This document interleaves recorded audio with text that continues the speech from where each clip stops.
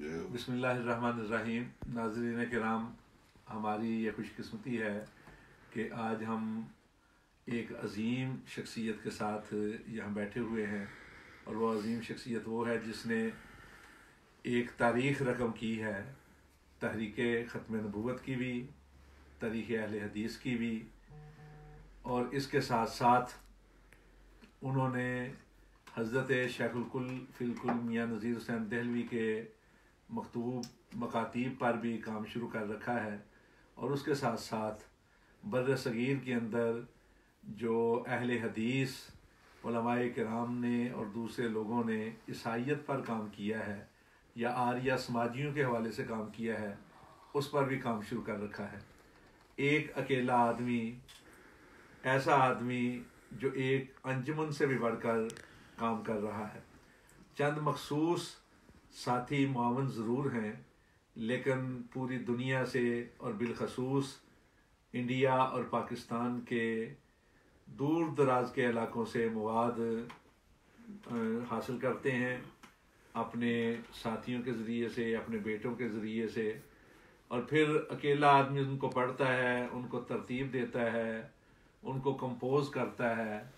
Proof reading کے اندر وہ ہیں یا مولانا شیر خان جمیل احمد ہیں، لیکن اکیلا آدمی ایک انجمن سے بڑھ کر کام، اور اپنی جیب سے، نہ صرف یہ کہ اتنی محنت کرتے ہیں، اپنی جیب سے خرچ کر کے ان کتابوں کو چھپواتے ہیں، اور پھر پاکستان، انڈیا، عرب امارات، حجاز مقدس اور دنیا کے دوسرے علاقوں میں لوگوں کی لائبریریاں، بڑی بڑی لائبریریاں، بغیر کسی مسلکی اور مکتبی تمیز کے ان تک یہ کتابیں پہنچتی ہیں۔ بہت بڑا کام ہے۔ اب تک تحریک ختم نبوت کی 54 جلدیں چھپ چکی ہیں، 76 جلدیں کمپیوٹر کے اندر موجود ہیں، اور یہ سلسلہ ذہبیہ ابھی جاری ہے۔ دوسری طرف تاریخ اہل حدیث پر جو کام ہوا ہے، 8 جلدیں انڈیا میں شائع ہو چکی ہیں، اور وہ جلدیں 8 نہیں بلکہ 6000 صفحات ہیں، بڑے سائز کے، اس سائز کے، یہ دیکھیں 8 جلدیں 6000 صفحے، اور یہ 15 جلدیں جو ہے وہ کمپیوٹر کے اندر آ چکی ہیں۔ آپ اس سے اندازہ لگائیں کہ ایک طرف تاریخ اہل حدیث کی 15 جلدیں ہیں، 8 چھپ چکی ہیں 6000 صفحات پر مشتمل، دوسری طرف یہ تحریک ختم نبوت یہ پاکستان میں شائع ہو رہی ہے، اور یہ جو ہے یہ انڈیا میں شائع ہو رہی ہیں۔ یعنی اب تک قریباً 60,000 سے زیادہ صفحات جو ہیں ان پہ کام ہو چکا ہے، اور یہ کام کر رہے ہیں۔ تو ہماری خوش قسمتی ہے کہ آج یہاں ہم ان کے پاس بیٹھے ہیں، اور ہماری کوشش یہ ہوتی ہے جب بھی برطانیہ آئیں کہ ان کی زیارت کریں، ان سے ملاقات کریں، ان سے استفادہ کریں۔ ویسے بھی ہمارے بزرگ ہیں، جماعتی بھی ہیں، اور خاندانی طور پہ بھی ہیں، ذاتی طور پہ بھی جو تعلق خاطر ہے، لیکن ہم چاہتے ہیں کہ ہم آپ تمام ناظرین کو اپنے ساتھ حصہ دار بنائیں، ان کی خدمت میں کچھ باتیں جو ہیں گوش گزار کر کے ان سے پوچھیں، استفادہ کریں۔ ڈاکٹر صاحب آپ کا بہت شکریہ۔ ہمیں معلوم ہے کہ آپ ملتے ملاتے نہیں کسی سے، اس لیے کہ علمی کام کرتے ہیں، لیکن مجھ پہ آپ شفقت کرتے ہیں۔ اور آج ناظرین کرام ایک اور بڑی اہم بات ہے کہ میرے ساتھ، بلکہ ہم ان کے ساتھ آئے ہیں، میاں فضل حق صاحب، الحاج میاں فضل حق، مرکزی جمعیت اہل حدیث پاکستان کے ناظم اللہ رہے، محسن جماعت کے، ان کے پوتے ہیں، ان کا نام بھی فضل حق ہے، میاں نعیم صاحب کے صاحبزادے میاں نعیم الرحمن طاہر کے، تو ہم انہیں محمد بھائی کے نام سے یاد کرتے ہیں، رکھتے ہیں، میاں فضل حق ثانی، وہ بھی ان کے ساتھ آئے ہیں، بلکہ وہی ہمیں لے کر آئے ہیں۔ میرے بائیں طرف وقاص احمد بھی ہیں، یہ بھی پچھلی بار جب آئے تو انہوں نے ریکارڈنگ کی تھی، ان کے ساتھ یہ میرے ساتھ جو بیٹھے ہیں حافظ سعود الرحمان ہیں، حافظ مطیع الرحمان صاحب سیالکوٹی کے صاحبزادے ہیں، اور ان کے ساتھ ہمارے بھائی ہیں وقاص، وہ بھی ہے، اور یہ جو ویڈیو بنا رہے ہیں یہ عباد الرحمان ہیں، یہ بھی حافظ مطیع الرحمان صاحب کے صاحبزادے ہیں۔ تو بہرحال آپ سب کی دعاؤں کی بھی درخواست ہے، بالخصوص ڈاکٹر صاحب کے لیے کہ اللہ تعالیٰ ان کو شفائے کاملہ عطا فرمائے۔ ابھی کل ہی یہ چیک اپ کروا کے ہسپتال سے واپس آئے ہیں، مختلف عوارض ہیں، عارضے ہیں لاحق، لیکن اللہ تعالیٰ ان سے کام لے رہا اور زیادہ کام لے۔ ڈاکٹر صاحب شکریہ، آپ شفقت فرماتے ہیں، تو ہم چاہتے ہیں کہ پورے دنیا کے جو ناظرین ہیں وہ ہمارے ساتھ شریک سفر ہوں، شریک گفتگو ہوں، تو بہت بہت شکریہ آپ کا، اللہ تعالیٰ آپ کو جزا دے۔ یہ میری میری میری میری میری میری یہ خوش قسمتی ہے، میری یہ خوش قسمتی ہے، میری یہ خوش قسمتی ہے کہ حضرت میاں فضل حق مرحوم، حضرت میاں فضل حق مرحوم، جن کا جماعت پہ احسان ہے، جامعہ سلفیہ پہ احسان ہے، جن کا جو وہاں اس وقت راوی روڈ والا دفتر ہے اس پہ احسان ہے، جس نے اس کی جڑیں، اس کو جڑوں سے لے کے یہاں تک پہنچایا، اس شخص کا، اس شخصیت کا پوتا یہاں میرے پاس تشریف لایا ہے۔ میرے لیے تو اس سے فخر کی بات ہی اور کوئی، اللہ مجھے یاد ہے کہ انہی میاں فضل حق صاحب نے مجھے جامعہ سلفیہ میں متعین کیا تھا، سن 71 یا 70 کی بات ہے۔ اللہ اکبر، اللہ اکبر، اللہ اکبر۔ اور اس وقت میں بالکل ینگ تھا، میرا کوئی تعارف نہیں تھا، ادھر ادھر تعارف نہیں تھا، لیکن انہی کی مہربانی سے انہوں نے یہ کیا میرے ساتھ، ہم دونوں نے یوں کہنا کہ یہ کیا کہ جامعہ سلفیہ کی لائبریری کے لیے انہوں نے ایک ماہانہ رقم مقرر کر دی جو اس سے پہلے نہیں تھی۔ اس سے پہلے جامعہ سلفیہ میں بصرف بہائی، ابو صرف، اس طرح کی درسی نصابی کتابیں ہوتی تھیں۔ میں نے ان سے یہ ذکر کیا کہ نصابی کتابیں بھی ضروری ہیں، لیکن نصابی کتابوں کے علاوہ بھی یہاں لٹریچر کی ضرورت ہے، غیر نصابی کتابیں ہیں نا، علمی کتابیں اور تاریخ کی کتابیں اور شروح اور تفاسیر اور یہ وہ۔ تو اس کے لیے اس دور میں جب کہ جامعہ سلفیہ کے اساتذہ کے لیے تنخواہیں 200 روپیہ 250 روپیہ وغیرہ ہوتی تھیں، اور وہ بھی بڑی مشکل سے ملتی تھی، اس دور میں انہوں نے ایک رقم مقرر کر دی تھی میرے لیے کہ تو اتنے کی کتابیں وہاں سے لاہور سے جا کے لے کے آیا۔ جامعہ سلفیہ کی جو عظیم لائبریری ہے اس کی بنیاد آپ نے، بنیاد نہیں، عظیم لائبریری آپ کی تجویز پہ میاں صاحب نے، لائبریری تو پہلے سے موجود تھی، ماشاء اللہ ماشاء اللہ، لیکن اس کو وسعت یوں یعنی صرف نصابی کتابوں سے باہر سے میں نے نکالا ہے، اور وہ میری تجویز پہ میاں صاحب نے اس وقت ایک رقم مقرر کی، اور یہ نذیر سبحانی صاحب ہوتے تھے، ان کا مکتبہ ہوتا تھا مسلم مسجد کے باہر، میرا خیال اردو بازار والا مجھے معلوم نہیں ہے، بعد میں اردو بازار میں رہا کافی عرصہ، تو وہاں سے ان کے پاس میں جاتا، یہ مکتبہ سلفیہ والوں کے پاس جاتا، جو ضرورت ہوتی ہے میں کتابوں کی، اور ہمارے اس بجٹ کے اندر ہوتی تھی، میں وہاں سے لے آتا۔ اللہ، انہی نے مجھے،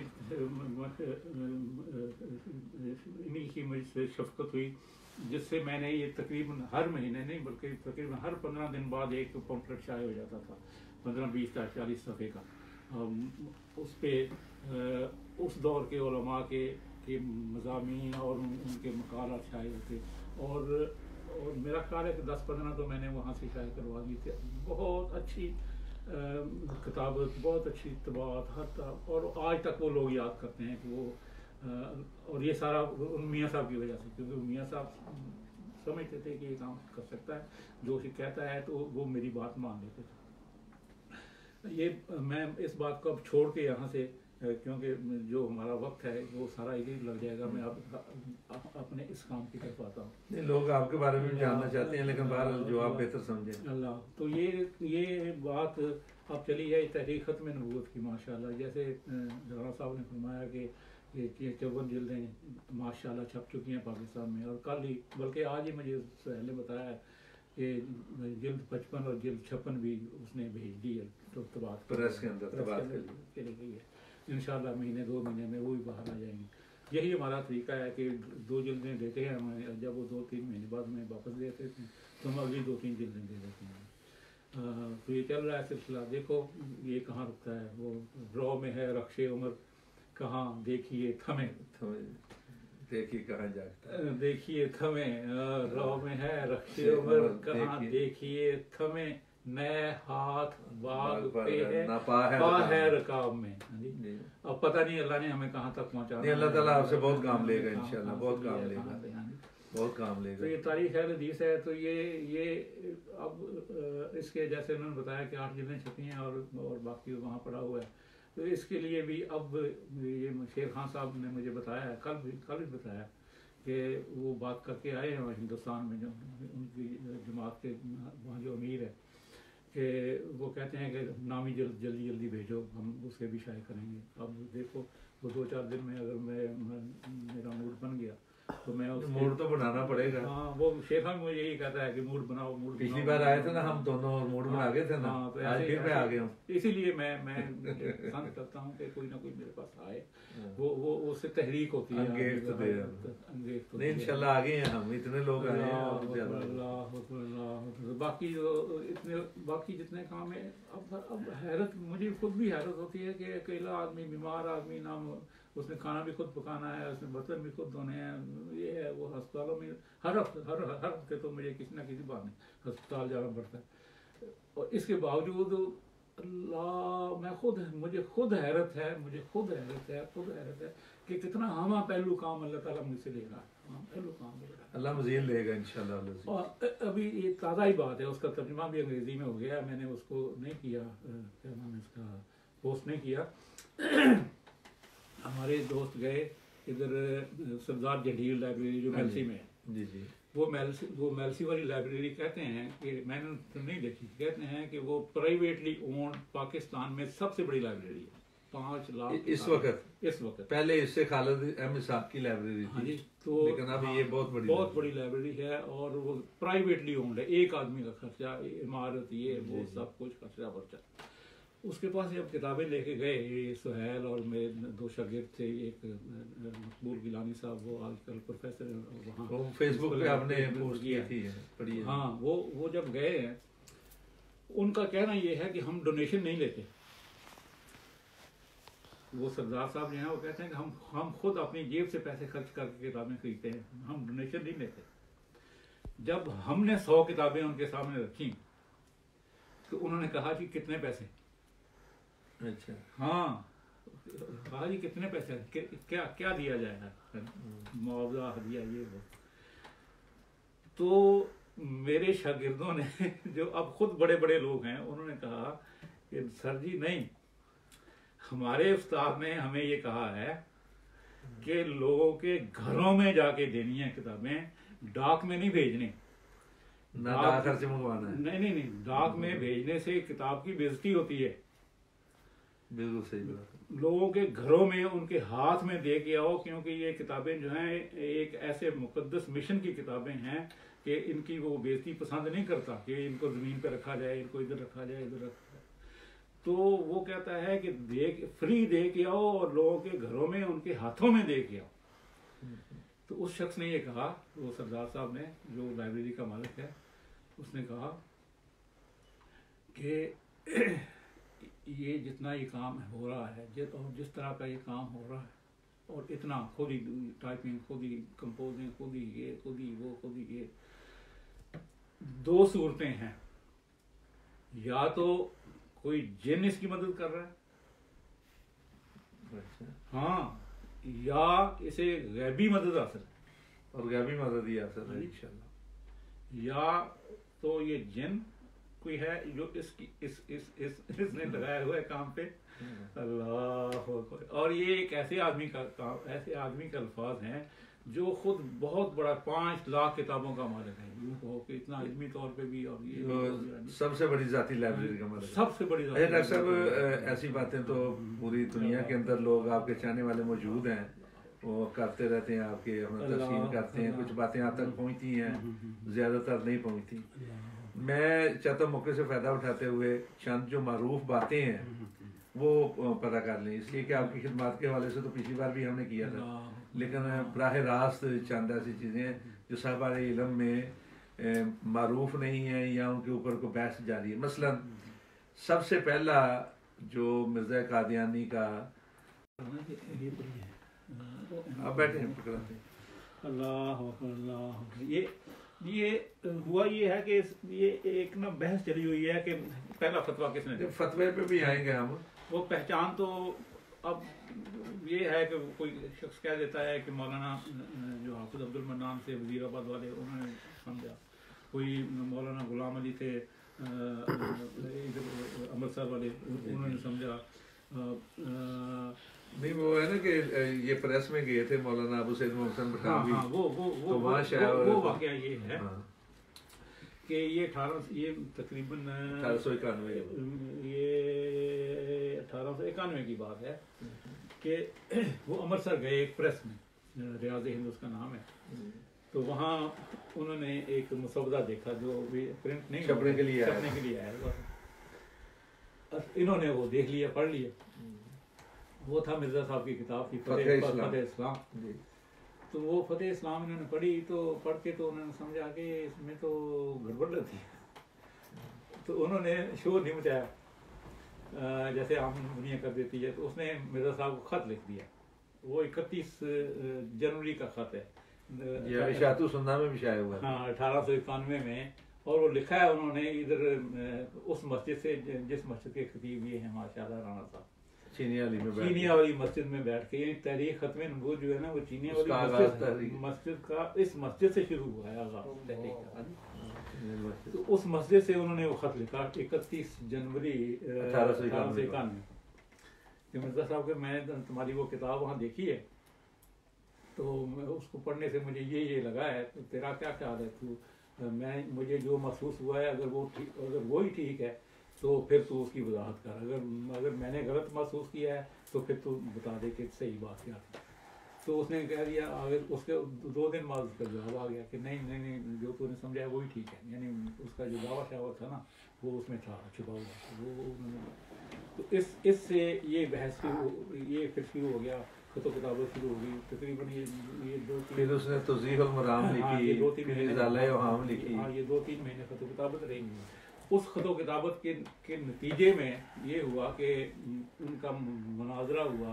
حکیم نور الدین سے لاہور میں، جو حکیم صاحب مناظرے کو مباحثے کو نامکمل چھوڑ کے چلے گئے، تو اس پر پھر مولانا محمد حسین بٹالوی صاحب نے مرزا صاحب کو خط لکھا کہ تار بھیجا وہ لدھیانے میں اپنے سسرال میں، ہاں تار بھیجا کہ یا خود آ یا اس کو بھیجو اور مناظرہ مکمل کرو، تو یہ بات ہے شاید اپریل کی 1891 کی، تو یہ جب انہوں نے تار بھیجا تو پھر خط و کتابت شروع ہو گئی، کرتے کراتے پھر جولائی میں ان کا مناظرہ شروع ہوا، تقریباً 20 جولائی 1891 کو لدھیانے میں، جو مرزا صاحب کا سب سے پہلا مناظرہ ہے کسی مسلمان کے ساتھ، ان دعوی کے بعد، اپنے دعووں کے بعد سب سے پہلا مناظرہ جو ہوا ہے اس کا یہ مباحثہ ہوا ہے مسلمانوں کے ساتھ، وہ 20 جولائی کا آغاز ہوا، 12 دن وہ رہا میرا خیال ہے،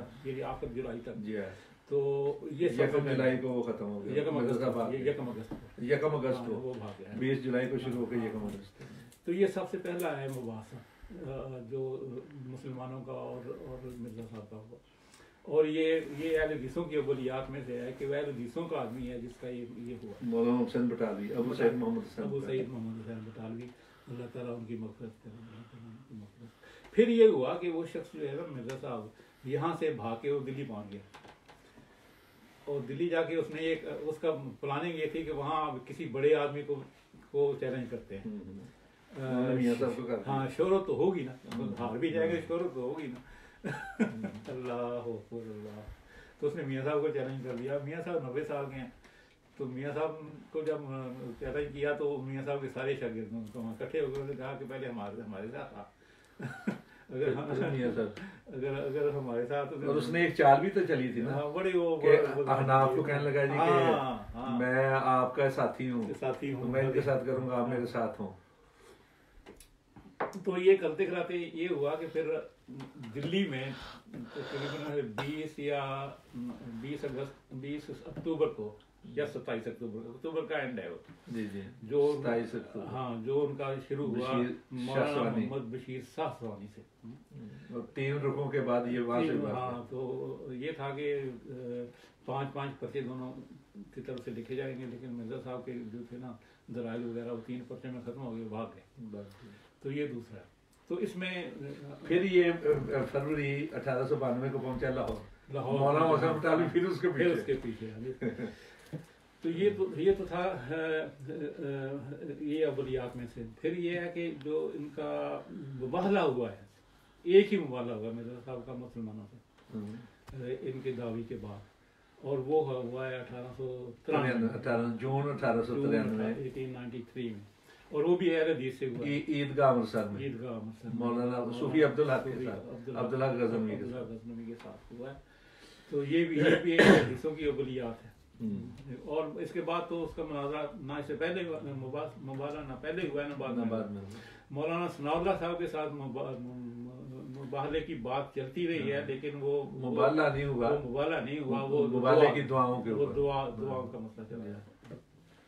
अच्छा ये बताएं, जो फतवा है, जी, बाद लोग कहते हैं जी उलमा लुधियाना ने लिखा जी, बाद लोग कहते हैं कि बल्कि जो असल है हकायक वो है कि मौलाना अबू सैयद मोहसिन बटालवी ने इस्तिफ्ताह लिखा, और जवाब उसका जो है पहले मियाँ साहब ने दिया, और बाद में तौसीक जो है वो 200 अफराद ने 200 उलमा इकराम ने बरसगीर मुख्तलिफ मौक़ात पर फिक्र के उन्होंने की थी।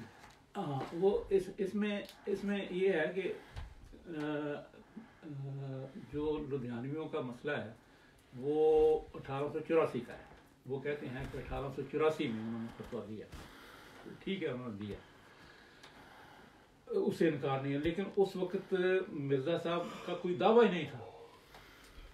दावा तो किया उन्होंने 1891 में, हाँ, जमा तो 1891 में किया, तो 1884 में कैसे एक बच्चा पैदा ही नहीं हुआ। हाँ जी, तो उसके खतरे किस तरह? अच्छा, तो इसीलिए जो कुछ उन्होंने 1884 में ये कहा है उसको किसी ने माना ही नहीं है, ना किसी देवबंदी ने माना है, ना किसी बरेलवी ने माना है, ना किसी अहले हदीस ने माना है, बल्कि देवबंदियों के जो मौलाना रशीद अहमद गंगोही और मौलाना याकूब नानोती जो उस दौर के बड़े सदर मुदर्रिस हैं, उनकी तौसीक इसमें है नहीं, उन्होंने तो इसकी 1894 वाले फतवे की तौसीक की है, तरदीद की है, 1894 वाले फतवे की तरदीद की है।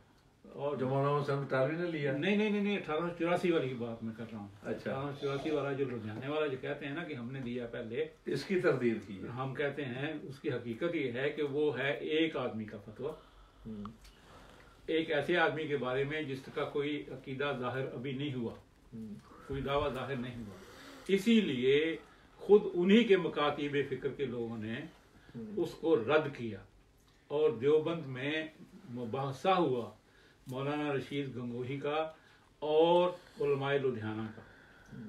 उस मुबाहसे, ये 1884 की बात है। अच्छा, हाँ, और वो कहते थे कि लुधियाना वाले कहते थे ये काफिर है, वो कहते थे कि नहीं ये काफिर नहीं है, ये तो मर्द साले है, काफिर नहीं, मुसलमान नहीं, मर्द साले है, ये है वो है, यानी ये इसका मकसद ये है कि वो जो था भी ना, वो था मुतनाज़ था, शख्सी, एक मुतनाज़, दूसरा जमानी हद तक था, दस्तावेजी नहीं था, दस्तावेजी भी हो, हमें इससे भी गरज नहीं है, वो था एक आदमी का जिसको किसी ने नहीं माना दुनिया में।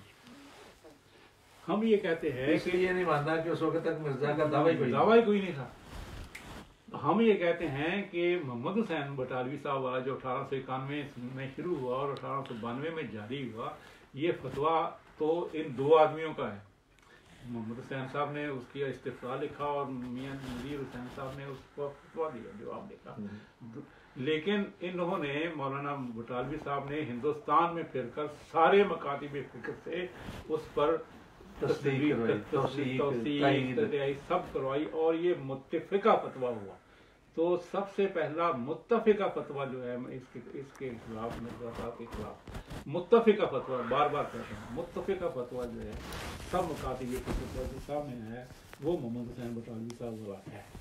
नाज़रीन किराम, यहाँ मैं एक बात बता दूँ, ये भी हमारे लिए बड़े एजाज़ की बात है कि ये मुत्तफिका जो फतवा था, इसमें जो है ना मौलाना अबू सैयद मोहसिन बटालवी ने इसको इशाअतुस सुन्ना में शाया किया था। उसको अलग से किताबी शक्ल में सबसे पहले जब शाया किया मौलाना अताउल्लाह हनीफ ने, तो वो अलग फतवा जो मुरतब किया था वो डॉक्टर साहब ने मुरतब किया था। ये रिकॉर्ड की बात है, शायद आम लोगों को ना मालूम हो। और उस फतवे के अंदर मौलाना रशीद अहमद गंगोही की भी तस्दीक मौजूद है, हाजा जवाबुन सही उनके अल्फाज के साथ। और डॉक्टर साहब की किताबों से और तहरीके खत्म के मुताले से हमें पता चला कि खुद मिर्जा कादियानी ने अपनी कई किताबों के अंदर इस बात की वजाहत की है कि मेरे पहले मुझ पर कुफर का फतवा लगाने वाले मोहसिन बटालवी और मियां नज़ीर हुसैन देलवी हैं। مثلا مکالمات اسلام میں اس نے لکھا، انجام آتم میں لکھا، حقیقت الوحی میں لکھا، حقیقت المہدی میں لکھا، پھر اس میں تحفہ گولرویہ کے اندر اس نے یہ بات لکھی، اور بھی کئی کتابیں جو ہیں ان کے اندر اس نے یہ اعتراف کیا ہے. اور 2010 میں جون میں ایک رسالہ لاہور سے شائع ہوتا ہے لاہور کے نام پر، ثاقب زیروی مرزئی ہے. اس میں جو مرزا غلام احمد تھا قادیانی، جو پاکستان کے اندر قادیانی مشن کا جو صدر ہے آج کل، اس کا انٹرویو اس نے بھی اس میں یہی لکھا ہے کہ محمد حسین بٹالوی، میاں نذیر حسین دہلوی اور ثناء اللہ امرتسری تھے جنہوں نے یہ کیا. ڈاکٹر صاحب آپ نے یہ وضاحت کر کے بہت اچھا کیا ہے، جو طالب علم ہے اس چیز کے ان کے سامنے ساری بات آ گئی ہے. اب دوسری جو چیز ہے وہ سمجھنے کی، یہ مبالغے کے بارے میں بھی آپ نے بتا دیا. اسی طرح جو پہلی کتاب شائع ہوئی اولیات میں سے، اہل حدیث اولیات میں، مثلا آپ ہی کی ایک کتاب میں نے شاید پڑھا تھا کہ مولانا اسماعیل علی گڑھی تھے، انہوں نے 44 صفحے کا کتاب ایک شائع کیا تھا. مرزا غلام قادیانی ان کے پاس بھی جاتا تھا جب تک اس نے دعویٰ نہیں کیا تھا، تو وہ آؤ بھگت کرتے تھے وکیل اسلام سمجھ کے. تو اس حوالے سے بھی کچھ بتا دیجیے. وہ یہ گئے ہیں 1889 میں علی گڑھ، وہ علی گڑھ کے تھے نا. جی جی. تو وہاں کچھ دیر رہے مرزا صاحب. تو وہاں یہ ہوا کہ اس وقت مناظر اسلام تھے نا، وکیل اسلام کہہ لو، مناظر اسلام کہہ لو. بلکہ یہ میں نے ایک اشتہار پوسٹ شیئر کیا تھا فیس بک پہ، انجمن حمایت اسلام لاہور کا، جی جی، جو 1890 کا ہے. ان کا سالانہ جلسہ جو تھا نا، اس کے جو مقررین ہیں ان کے نام لکھے ہوئے ہیں.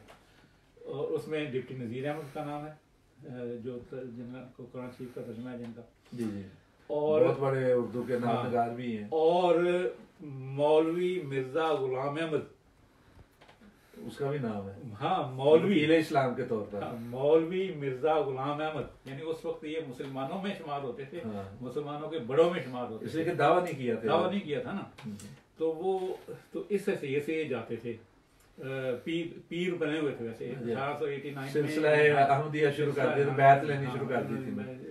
1878 میں شروع کر دی تھی. نہیں 89 میں، 89 میں پیری کی بیعت 1889 میں شروع کی ہے. ہاں، اور وہ بھی لدھیانہ سے کی ہے. اچھا، مارچ، بلکہ 23 مارچ جو ہے نا، 23 مارچ یہ بڑی مقدس تاریخ ہے ان کے نزدیک، کہ یہ سلسلہ احمدیہ کی بنیاد کا دن ہے. جیسے ہم کہتے ہیں نا کہ 23 مارچ یوم پاکستان ہے، قرارداد پاکستان.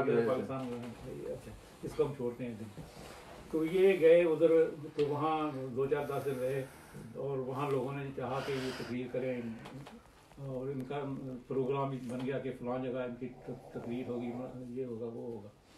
تو جب وہ تقریر کا موقع آیا، لوگ ان کو لینے کے لیے آئے کہ چلو تشریف لے چلیں تقریر کا. تو کہنے لگے نہیں، مجھے تو اوپر سے حکم آ گیا ہے کہ نہیں تقریر کرنی ہے. مجھے الہام ہوا ہے، مجھے الہام ہوا ہے. اللہ. تو لوگوں نے کہا کہ یہ کیا عجیب سا وہاں موقع بن گیا. تو اس بات کو وہاں کے جو تھے مولانا اسماعیل علی گڑھی، انہوں نے کہا کہ دیکھو، انہوں نے ہماری ایک حساب سے ہماری بےزتی کی کہ ہم نے اس کا یہ کیا. اب یہ کہتا ہے کہ، تو اس کو مرزا صاحب نے پھر اچھالا اپنے، پتہ نہیں یہ زیادہ اشتہاروں میں بھی اور چھوٹے کتابچوں میں. تو پھر مولانا اسماعیل علی گڑھی نے وہ کتاب لکھی، الہ الحق السری فی تقریب مسیح سم تھنگ. تو وہ ہے پہلی. اس کے علاوہ مولانا عبد المجید کی ہے بیان للناس، وہ بھی اسی دور کی ہے، 1891 کی ہے. مولانا شاہ جہان پوری جو ہے، عبداللہ شاہ جہان پوری، ان کی بھی شفاء للناس، پتہ نہیں یہ کتاب کا نام ہم نے دی ہوئی ہے، چھپی ہے، وہ بھی 1891 کی ہے. اور یہ ہے تقریباً بنیادی. لیکن ساتھ جو ہو رہا ہے وہ مولانا بٹالوی، وہ تو اشاعت السنہ مسلسل تھا نا، اشاعت السنہ کے اندر کرتے تھے نا.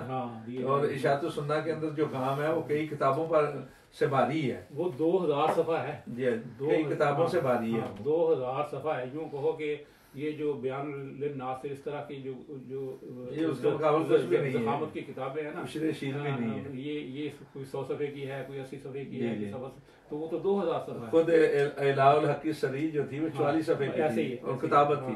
تو وہ بہت بڑا. اچھا ڈاکٹر صاحب ایک اور چیز جو سمجھنا چاہ رہے ہیں وہ یہ ہے کہ مثلا بعض لوگ کہتے ہیں کہ اس کے بارے میں یہ پیش گوئی کی گئی تھی کہ یہ کبھی مکہ مدینہ نہیں جا سکتا، حالانکہ یہ پیسے بھی جمع کرتا رہا، لوگوں کے نام بھی لکھتا رہا کہ حج کے لیے ہم نے جو ساتھی بناتا رہا، تو کہا تھا کہ یہ جھوٹا مسیح ہے تو یہ داخل ہی نہیں ہو سکتا حجاز مقدس میں مکہ مدینہ کی طرف. تو بعض لوگ کہتے ہیں کہ یہ پیر صاحب جو تھے گولرا شریف والے انہوں نے کی ہے. ہمارا یہ دعویٰ ہے کہ قاضی سلیمان منصور پوری صاحب نے، اور قاضی سلیمان صاحب کا اس لیے بن جاتا ہے بہانہ کہ بھیرا سے ایک رسالہ شائع ہوتا ہے شمس الاسلام، اس کے اندر دیوبندی مکتبہ فکر کا انہوں نے لکھا، شیخ الاسلام مولانا ان کے تھے کوئی شیخ الاسلام مولانا احمد صاحب، ان کے حوالے سے ان کی حالات زندگی میں کہ جو قاضی سلیمان منصور پوری تھے بڑے نیک بزرگ تھے، انہوں نے یہ پیش گوئی کی تھی کہ یہ کبھی مکہ مدینہ نہیں جا سکتا. تو اس حوالے سے جو اصل حقائق ہیں بالخصوص مولانا حسین بٹالوی کے حوالے آپ یہ واضح کریں سب سے پہلے یہ پیش گوئی کس نے کی تھی؟ اس یہ پیش گوئی بہت سارے لوگوں نے کی ہے. مثلاً ایک اور نام بھی ہے جس کا شاید بہت کم علم ہے، وہ ہے مولانا ابو الحسن سیالکوٹی. انہوں نے ان کی کتاب ہے برق آسمانی، شاید میرا خیال یہ نام ہے، بجلی آسمانی بر مرزا قادری. اس طرح 5000 شعر تھے پنجابی کے مرزا قادری. بہت بڑی کتاب ہے. ہم نے تقریباً آدھی بولتے ہیں نا اس میں دی ہوئی اپنے 2500 اس کو کر کے نا شعر جو ہے شعر 2500 شعر ہم نے کسی چیز میں دے دیے. بلکہ یہ بھی اولیات میں سے ہے کہ سب سے پہلے پنجابی نظم کے اندر، بلکہ نظم کے اندر 5000 شعر اگر کسی نے لکھے تو ابو الحسن سیالکوٹی اور میاں صاحب کا شاگرد ہے، اور اس نے فتح الباری کا پورا ترجمہ کیا ہے فیض الباری کے نام. تو یہ بھی تقریباً ہے 1901 2 اس طرح کے سنوں کی وہ کتاب. 5000 شعر جو ہے وہ کہ ایک دن میں نہیں لکھے جائے گا، وہ تو کوئی 2-4-10 مہینے کا کام ہے. تو اس میں وہ ہے.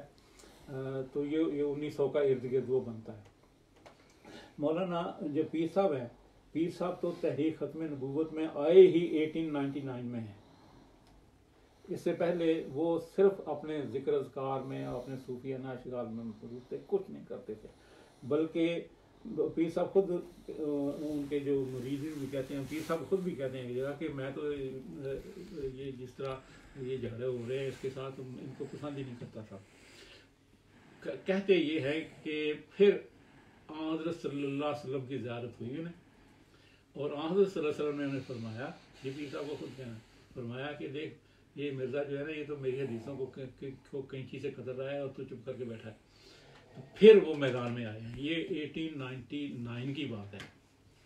تو 1899 کے بعد جو انہوں نے کتاب نہیں، لیکن دعویٰ جو ہے مرزے کا وہ تو 1891 کا ہے نا. جی جی، یعنی دعوے کے 8 سال بعد میں یہ میدان میں آئے.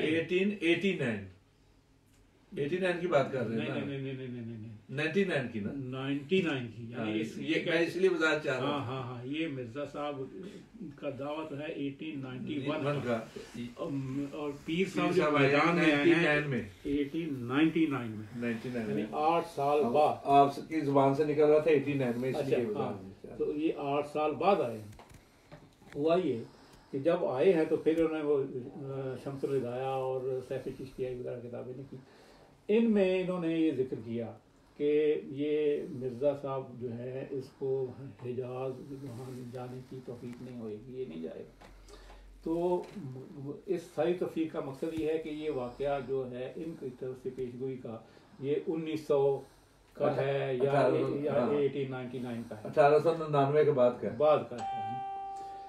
اس سے پہلے یہ تھا کہ قاضی سلیمان منصور پوری نے جو لکھی ہے تائید الاسلام، غایت المرام فی تائید الاسلام، ہاں تو دو کتابیں ہیں ان کی نا. جی. تو انہوں نے اس میں بھی یہ ذکر کر دیا ہوا ہے کہ میں جزم سے کہتا ہوں کہ یہ شخص ادھر نہیں جائے گا. جی جی. تو یہ بات ہے 1898 کی، پیر صاحب کے آنے سے پہلے کی، پیر صاحب کے آنے سے بھی پہلے، یعنی مولانا قاضی سلیمان منصور پیر صاحب کی یہ پیشین گوئی یہ ہے۔ میں جب یہ پڑھ رہا تھا آج سے چند سال پہلے یہ اشاعت السنہ، تو مجھے وہ 1894 والا جو اشاعت السنہ ہے شمارہ وہ مل گیا مجھے، فروری پتہ یہ مجھے یاد نہیں ہے اس وقت، ادھر کہیں پہ لکھا ہوا ہے۔ تو اس میں انہوں نے مرزا صاحب کو لکھا ہوا ہے، یہ ان کی تحریر موجود ہے کہ یہ دیکھو یہ تمہارے یہ عقیدے ہیں نا، یہ فلاں فلاں فلاں فلاں فلاں فلاں، ان کا فیصلہ کروانے کے لیے چلو ادھر چلتے ہیں علماء حرمین کے پاس۔ اچھا، ہاں جی، اگر وہ ان کو مان لیں گے، ان کو صحیح کر دیں گے تو ہم بھی مان لیں گے، تیرا سارا مسئلہ ہی حل ہو گیا۔ اگر نہیں مانیں گے تو پتہ لگ جائے گا، تو کہتا ہے کہ عربی بھی میرے مرید ہو رہے ہیں، یہ بھی وہ ہو رہا ہے، تو اگر وہ انہوں نے اس کا انکار کر دیا تو سب کو پتہ لگ جائے گا۔ لیکن اور ساتھ یہ بھی کہا کہ چلو میں تمہیں کرایہ اور سفر حج کا خرچ، جو سفر کا خرچ ہے نا وہ بھی دیتا ہوں، میرے ساتھ چلو، میں تمہاری حفاظت کی ذمہ داری بھی لیتا ہوں۔ اچھا، ہاں، حفاظت کی ذمہ داری بھی لیتا ہوں، سفر خرچ بھی دیتا ہوں، میرے ساتھ چلو ادھر۔ آگے یہ لکھا ہے کہ لیکن مجھے یقین ہے کہ تو وہاں نہیں جائے گا، تو وہاں نہیں جائے گا۔ یہ 1894 کی بات ہے۔ اب یہ ہے کہ اگر اس نے محمد حسین کو جھوٹا ثابت کرنا ہوتا نا، یا اللہ تعالیٰ نے محمد حسین کو جھوٹا ثابت کرنا ہوتا، تو 1894 کے بعد مرزا صاحب 13 سال زندہ رہے، 14 سال زندہ رہے، اور پیسہ تو ان کے پاس بے حساب تھا نا، بہت سرکار انگلشیا سے بھی بہت ملی ہوئی تھی۔ ہاں، بلکہ وہ تو مولانا ثناءاللہ صاحب کو نہیں کہہ دیا تھا کہ تو آئے گا تو میں اپنے مریدوں سے 1-1 روپیہ لوں گا تو 1 لاکھ روپیہ ہو جائے گا، یہی کہا تھا نا۔ یعنی اپنی جائیداد کے علاوہ 1-1 روپیہ مریدوں سے لے تو 1 لاکھ روپیہ ہو جائے۔ اس زمانے میں حج کا خرچ تھا ہی 200-300 روپے، اس زمانے میں اتنا ہی تھا نا، 300 ہوگا، 500 ہوگا، 1000 ہوگا، اور کیا ہوگا۔ تو نہیں تو ہے ہی 200، بلکہ یہ 1935 کا میں نے حج کا ایک دفعہ لگائی تھی پوسٹ، تو وہ 250 روپیہ خرچہ تھا سارا حج۔ تو ایسے آدمی کے لیے صرف اس کو جھوٹا ثابت کرنے کے لیے وہ چلا جاتا نہیں، لیکن اللہ تعالیٰ نے محمد حسین کو بھی سچا ثابت کیا اور اس کو جھوٹا ثابت کیا کہ تو جو کہتا ہے کہ میں نے جانا ہے، میں مسیح ہوں، مسیح ہوں، مسیح ہوں، اور جب مسیح کے مطلب یہ ہے کہ وہ جائے گا حج کے لیے اور عمرہ کرے گا اور میرے پاس آ کے سلام کرے گا مجھے، تو کہتا ہے کہ میں وہ ہوں، تو نہیں جا سکا، تو اس کا مطلب تو جھوٹا ہے۔ تو یہ پیشین گوئی 1894 میں محمد حسین بٹالوی جو شیخ الاسلام ہیں، یعنی انہوں نے کر دی تھی۔ یعنی اس کا مطلب یہ ہے کہ کتابیں اور دستاویزات یہ بتاتی ہیں کہ یہ پیش گوئی سب سے پہلے مولانا حسین بٹالوی ہی نے کی تھی، اللہ نے۔ بالکل، ماشاء اللہ، انہی کی زبان سے، انہی کی قلم سے، تحریر سے، اور وہ موجود ہے۔ اور حقیقت میں بھی مرزا قادیانی کے فتنے کو پہچان کر دنیا کے سامنے متعارف کروانے والے مولانا حسین بٹالوی ہی تھے۔ اور اس کے ساتھ جو اگلی بات یہ ہے کہ یہ سارا کام جو ہے نا یہ چینیا والی مسجد سے ہو رہا ہے، یہ چینیا والی مسجد سے ہو رہا ہے جہاں یہ بیٹھے ہیں۔ یہ چینیا والی مسجد سے ہو رہا ہے۔ اللہ اکبر، اللہ اکبر، اللہ اکبر۔ اچھا ڈاکٹر صاحب، آپ کے پاس وقت بڑا قیمتی ہے، باتیں تو وہ ہیں جو آپ لکھ چکے ہیں، لکھ رہے ہیں۔ میں آپ سے صرف یہ عرض کرنا چاہ رہا ہوں، پوچھنا چاہ رہا تھا، آپ نے لوگوں کے لیے جو آپ سے محبت کرتے ہیں، اور تقریباً سارے کرتے ہیں، جو دین سے محبت کرتا ہے، جو ختم نبوت کا سپاہی ہے، وہ آپ سے محبت کرتا ہے، آپ کے لیے دعائیں بھی کرتا ہے، دل کی گہرائیوں سے دعائیں کرتا ہے، اللہ تعالیٰ آپ کو صحت دے، مزید توفیق دے۔ یہ بتائیے کہ یہ سلسلہ کہیں رکتا ہوا آپ کو دکھائی دیتا ہے یا مزید پھیلتا ہوا دکھائی دے رہا ہے؟ دیکھو نا، یہ جب ہم نے شروع کیا تھا نا، یہ کتابی سلسلہ جب شروع کیا تھا نا، اس وقت تو تھا کہ یہ ایک ہی جلد ہے، اور ایک جلد تھی 382 صفحے کی، میرا خیال ہے پہلی جلد، بس ختم۔ لیکن اللہ نے کام لینا ہے تو دوسری جلد نکل آئی، تو اس وقت یہی خیال. اور تیسری جلد کے آخر پہ تو میں نے لکھا ہوا ہے خیر الختام. جی آخری دو صفحے اس کا عنوان ہے خیر الختام کہ چھٹی ختم چھٹی تیسری جلد کے بعد لکھا ہوا ہے, چھپا بھی ہوا. لیکن اب اور میں کیا کہوں کہ اللہ نے لینا تھا کہاں. یعنی اس نے یہاں بیٹھے ہوئے کو یعنی یہ سارا تاریخ ہے نا, تاریخ آپ نے دماغ سے نہیں کر سکتا. فلسفے کی سائنس کی بات جو ہے نا وہ آدمی اپنے دماغ سے نکالتے ہیں نا. تاریخ کی بات جو ہے نا یہ دستاویزات ہے, کاغذ ہیں, دلائل, ثبوت, اخبار, کتابیں, یہ پہلے سے چیزیں موجود ہوتی ہیں کہیں نہ کہیں کسی نہ کسی صورت میں, ان کو اکٹھا کرنا ہوتا ہے. تو یہاں تو میرے پاس تھا ہی کچھ نہیں, اب بھی نہیں. لیکن اللہ تعالیٰ نے چونکہ کام لینا تھا یہاں بیٹھے ہوئے بیمار آدمی کو. آپ نے مجھے دیکھ لیا کہ میں دروازہ باہر نکلوں تو واپس آنا ہی مجھے مشکل ہو جاتا ہے. مجھے گھٹنے کام نہیں کرتے, اٹھ نہیں سکتا, بیٹھ نہیں سکتا. یہ اللہ تعالیٰ نے اس لیے یہاں کام کریں آپ بیٹھے بٹھائے کو یہاں ہندوستان کے کونے کونے سے, پاکستان کے کونے کونے سے, ہر جگہ سے جہاں کوئی چیز پڑی تھی. اب یہ دیکھیے کہ مجھے کیا پتا کہ کوئی چیز کہاں ہے, یہاں بیٹھے ہوئے نہیں نا پتا. کسی نے بتایا ہوگا, کسی فیس بک پہ بتایا ہوگا یا فون پہ بتایا, یہ فلاں چیز جو ہے نا یہ فرض کیا جو سندھ میں ہے نا وہ ملکانی, سندھ میں بھی ایک ملکانی ہے جی جی, وہاں کی لائبریری میں پڑھی ہوئی. اور میرا سندھ سے کیا تعلق, پاکستان کے جو ہماری بورے والا کا آدمی ہے وہ ہو سکتا ہے کبھی ساری زندگی سندھ نہ گیا, وہ وہاں ملکانی نہ گیا, پتہ ہی نہ ہو کہاں ہے. اور میں یہاں بیٹھا ہوں. پھر اس نے یہ سبب اللہ نے یہ بنایا کہ کوئی آدمی جاننے والا ہے ملکانی وہاں پہنچ سکتا ہے. پھر وہ ملکانی میں جہاں وہ چیز پڑی ہوئی ہے اس کے دل میں ڈالا ہے کہ چیز کو دے دو یا کاپی دے دو. جس کے پاس کوئی قیمتی چیز ہوتی ہے ہاتھ نہیں لگانے دیتے. یہ اللہ تعالیٰ کر رہا ہے نا سارا کام, یعنی کسی اس کے دل میں ڈالا.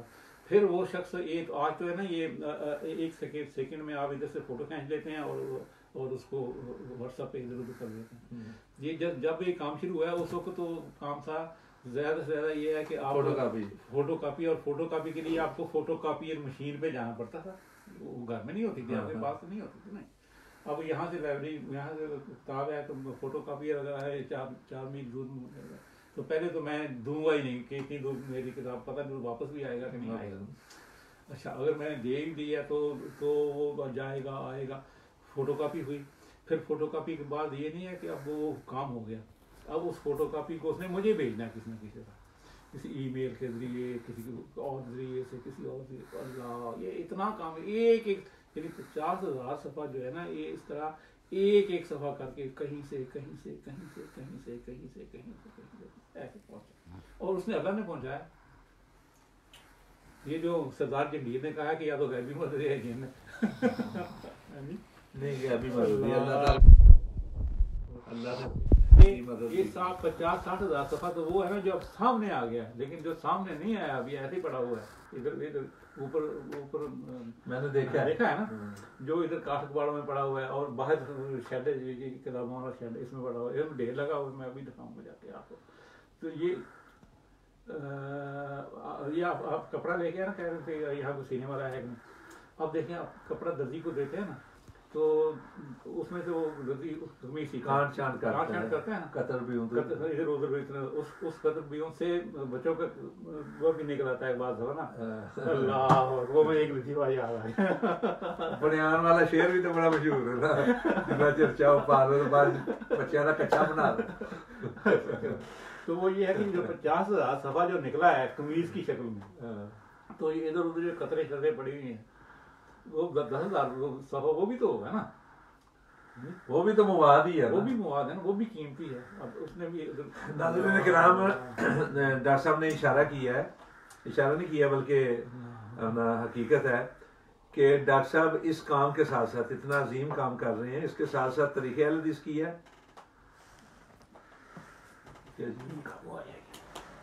ہاں یہ مکھی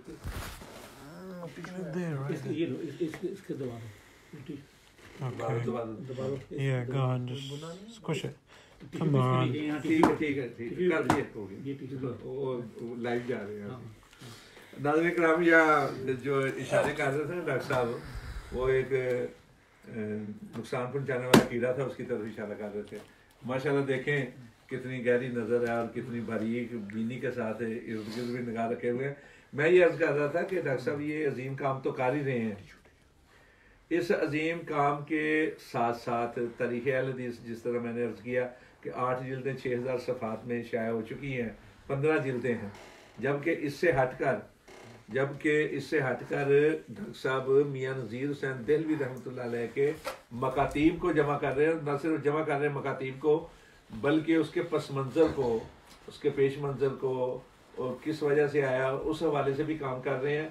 پھر جو غیر مسلم ادیان ہیں, عیسائیت ہے, آریہ سماجی تھے, سناتن دھرمی تھے, ہندو مت تھا, سکھ مت تھا, یا اس طرح کے دوسرے بدھ مت وغیرہ کے بارے میں جو کام ہوا بر صغیر کے اندر, بالخصوص علماء اہل حدیث نے کیا ہے یا بالعموم علماء, اس کے اوپر بھی کام کر رہے ہیں. تو یہ قطر بیون جو ہے, یہ قطر بیونی وہ بھی تو دستاویزات ہی ہیں.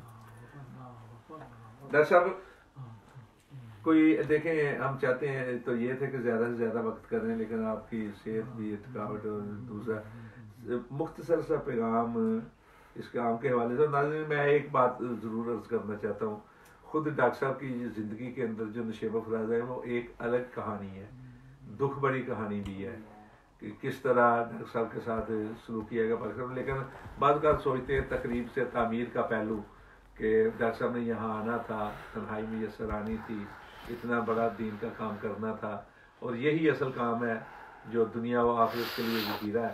تو میں جو تحریک ختم نبوت کے سپاہی ہیں ان کے لیے ایک پیغام لینا چاہتا ہوں ڈاکٹر صاحب سے, یا جو کام کرنا چاہتے ہیں تحقیق کے لیے, اس حوالے سے ڈاکٹر صاحب کچھ فرمائیں. میں پیغام کیا دے سکتا ہوں, میں تو بس یہی ہے کہ وہ میرا تو شروع سے یہ رہا اللہ کہ ان اجریہ الا اللہ, یہ کسی کا کام نہیں ہے, لیکن نہ کسی جماعت کے لیے میں نے کیا ہے, نہ اپنے نام کے لیے کیا ہے, نہ نہ میں نے اس سے کمانے کی کوشش کی ہے, نہ میرے کبھی ذہن میں بھی نہیں آیا. بس یہی ہے کہ اللہ تعالیٰ نے مجھے موقع دیا, جیسے آپ نے بتایا کہ پاکستان میں جو حالات تھے اس میں سے اس نے مجھے نکال کے یہاں بھیجا. مجھے محسوس ہوتا ہے کہ کوئی مقصد تھا نا, جس مقصد کے لیے, کیونکہ یہ کام نہ تو پاکستان میں اس وقت کر سکتا تھا, نہ اب کر سکتا ہے. اتنا بڑا کام اکیلا آدمی کر ہی نہیں سکتا, اللہ کی توفیق. ہاں, کوئی کر ہی نہیں سکتا جب تک اسے منظور نہ ہو, اللہ کو منظور نہ ہو. اور نہ کوئی جماعت تنظیم کر, کیونکہ جماعتوں اور تنظیموں میں ہوتے ہیں 100 مسئلیں ہوتی ہیں, سیاستیں ہوتی ہیں, یہ ہے وہ ہے, یہ چیز نہیں ڈالنی, یہ نہیں ڈالنی, یہ کیوں کر رہا ہے وہ. اس کی میں آپ کو مثال دوں, یہ مولانا ابراہیم میر سیال کوٹی کی جو تاریخ ہے حدیث ہے نا, جی جی, یہ بنیادی کتاب ہے نا ہماری تاریخ کی. جی جی, یہ 1916 میں مکمل ہو گئی تھی. 1913 میں انہیں کہا گیا کہ لکھو, یعنی کہا بھی آل انڈیا کانفرنس نے, انہوں نے کہا کہ لکھو, یعنی وہ اس کی ذمہ داری لے رہے ہیں. اور مولانا ابراہیم نے اس لکھت تھی 1916 میں انہوں نے مکمل کر دی. 1916 سے لے کے یوں کہو کہ 1947 تک بولتے ہیں 31 سال, 31 سال تک آل انڈیا اہل حدیث کانفرنس کی کسی کمیٹی نے اسے پاس نہیں کیا اس کو شائع کرنے کے لیے. کیوں؟ یہی ہوتا, کوئی کہتا ہوگا کہ اس میں یہ چیز کیوں ہے, کوئی کہتا ہوگا کہ اس میں یہ چیز کیوں نہیں ہے, اس میں یہ بھی ڈالو, کوئی کہتا ہوگا اس میں سے یہ نکالو, یہی ہوتا ہوگا نا. اور جس آدمی نے محنت کی ہے وہ کہتا ہوگا کیوں, مجھے تو یہی چیز صحیح نظر آئی تو میں نے ڈالی ہے, یہ مجھے صحیح نظر نہیں آئی تو میں نے نہیں ڈالی. تو اب اس کمیٹی میں کوئی عام آدمی نہیں تھے, اس میں اس دور کا صدر ہوگا, اس دور کے مولانا ثناءاللہ خود تھے اس کمیٹی میں جو جاتی تھی, مولانا عبدالغفار جو تھے, حاجی عبدالغفار, یہ بڑے بڑے لوگ تھے ہوتے تھے. تو انہوں نے لکھا ہوا ہے مقدمہ میں, اس کے مقدمے میں لکھا ہوا کہ میں گیا اور یہ ہوا, پھر میں اپنا مسودہ بغل میں اٹھا کے لے آیا, یہ ہوا. یعنی کوئی تنظیمیں اس طرح کا کام اگر کروانے کا کہہ دیں نا تو اس کو اپنا ہی نہیں سکتی.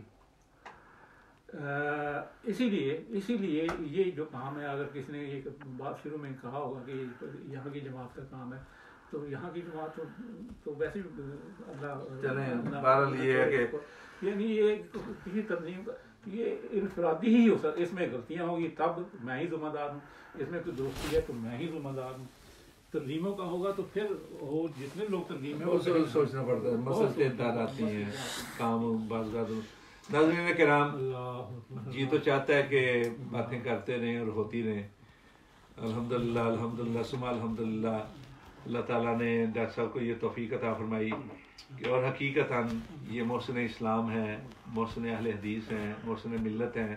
اور بالخصوص اگر محسن ملت کا لفظ آئے گا تو ایک لقب معروف ہو چکا ہے. اور یہاں میری یہ سعادت ہے کہ یہ محسن ملت کا لقب جو ہے میں نے شروع کیا تھا، بلکہ لاہور کے جس اجلاس کے اندر قرارداد جو پیش ہوئی تھی میرے ہاتھ کی لکھی ہوئی تھی، سہیل میرے پاس بیٹھے تھے، لکھ کے ہم نے پیش کی. اور اس کے بعد امیر محترم جناب پروفیسر ساجد میر نے کم از کم 5 پریس کانفرنسوں میں ڈاکٹر صاحب کے کام کا بھی ذکر کیا، پریس کانفرنسوں میں پوری اپنا پاکستان کی میڈیا کے اوپر. اور یہ محسن ملت کا جو لقب ہے جو ہم مجھ سے شروع ہوا، حقیقت یہی ہے کہ اپنا اللہ تعالیٰ کام لے رہا ہے اور حقیقتاً یہ محسن ملت ہیں، بہت کام کر رہے ہیں. تو سارے ناظرین سے آپ لوگوں سے یہ دعا ہے کہ اپنی دعاؤں میں لازم کر لیں، ڈاکٹر صاحب کے لیے دعا کرنی ہے، اللہ تعالیٰ ان کو صحت کاملہ عطا فرمائے. اور یہ حقیقت ہے کہ دعاؤں سے ہی چل رہا ہے، ورنہ تم مطلب کہ آدمی کیا کر سکتا، کچھ بھی نہیں کر سکتا نا. صرف اور دعاؤں کا کبھی تو مجھے کبھی فون آتا ہے، یہاں بیٹھا ہوں نا، یہاں فون آتا ہے کہ میں حرم شریف میں ہوں، میں جانتا ہی نہیں آدمی کو، میں حرم شریف میں ہوں، آپ کے لیے دعا کر رہا ہوں. ابھی چند دن ہوئے مجھے فون آیا ان کا متی الرحمان صاحب نے، ان کے والد ہیں نا حضرت متی الرحمان صاحب، وہ گئے تھے حج پہ. ہاں جی، نہیں وہ یہ گئے تھے، اس نے انہوں نے میں گیا ہوا تھا، لیکن وہ دعا کرتے رہتے ہیں آپ کے لیے. نہیں ابھی ایک اور جو بھی سفر الوادی، وہ کیا نام ہے ان کا، یہ مانچسٹر والے، وہ مانچسٹر والے شہادت اشرف صاحب، نہیں مانچسٹر حمود الرحمان شرپوری، ہاں شرپوری. وہ کہنے لگے کہ میں بیٹھا ہوا ہوں اور انہوں نے فوٹو بھی بھیجی کہ یہ دو جو حرم شریف کی ہے نا، وہ ترکوں کے دور کی فوٹو وہ سامنے ہے اور میں تمہارے لیے دعا کر رہا ہوں. اچھا ایسے، اچھا یہ کوئی بھی آتا ہے کہ میں کوئی کہتا ہے کہ میں بیٹھا ہوں روضۃ ریاض الجنہ میں تمہارے لیے دعا کر رہا ہوں، یا میں یہاں بیٹھا ہوا ہوتا ہوں، تو میں سوچتا ہوں کہ یہ سارا یہ ایسا ہی سلسلہ چل رہا ہے. کوئی کہتا ہے میں عمرے کے لیے گیا ہوں، میں نے تیرے لیے بھی عمرہ کیا. یہ نہیں اپنا عبد الفیض، یہ الگ موضوع ہے، یہ عبد الفیض مظہر صاحب جو ہے، یہ ابھی ہو کے آئے ہیں، یعنی اللہ اکبر اللہ اکبر، یہ سارا دعاؤں سے چل رہا ہے. اور اس لیے میں کہتا ہوں کہ جتنا اسے منظور ہے وہ لے لے گا، اللہ کام لے رہا ہے، انشاءاللہ لیتا رہے گا. اور میری ذاتی یہ ہے کہ میں تو ہر ہفتے ہسپتال جاتا ہوں کسی نہ کسی. حقیقت یہ ہے کہ برطانیہ لوگ آتے ہیں نا سیاحت کے لیے. میں تو اس بار جو آیا نا صرف یہ تھا کہ چلے اس بہانے زیارت ہو جائے گی، ملاقات ہو جائے گی، کوئی پروگرام نہیں تھا کانفرنس کے لیے، تو تھوڑے دنوں کے لیے آئے. لیکن یہ ہے کہ اللہ تعالیٰ آپ کو صحت دے، ملے نہ ملے آپ ہمارے دل میں رہتے ہیں. اب آپ کا وہ نظریاتی کونسل جو ہے تو آپ ہمارے جیب کے بلائے. اللہ کلوز کر لیں.